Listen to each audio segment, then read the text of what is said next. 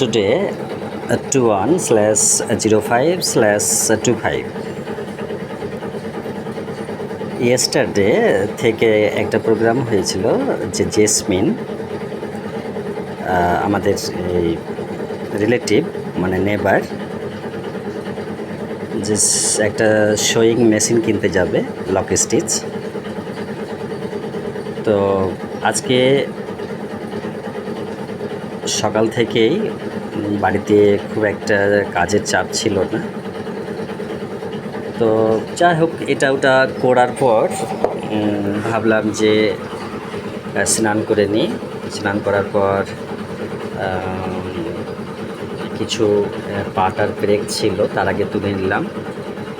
তারপরে আর সময় কাজ পাচ্ছিলাম না, এটা ওটা করতে গিয়ে সেন্টারে মেয়েগুলোর সাথে একটু কথা বলে এলাম,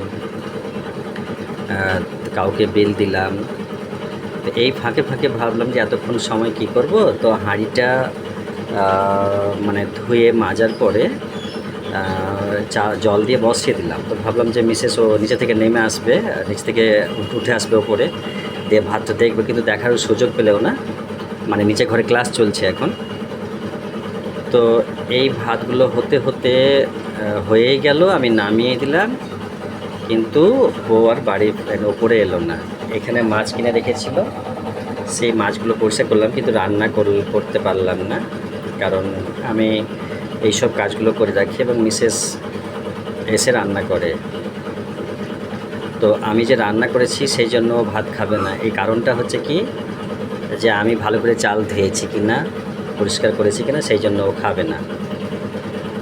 তো এবার আমি জেসমিন যাবে কি পিন্টুদার কাছে মেশিন কিনতে, ওই জন্য ভাবলাম যে আর তো খেতে পাবো না, একটু সাবিরের কাছে দেখা করব, কারণ আমাদের জানলাগুলো বসিয়ে দিবে আজকে।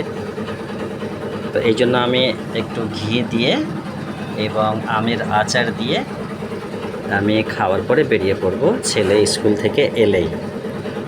তো অলরেডি 11:30 ক্রস করে গেছি, ও এসে পৌঁছবে, আর এদিকে আমার খাওয়া হলেই আমি বেরিয়ে পড়ব।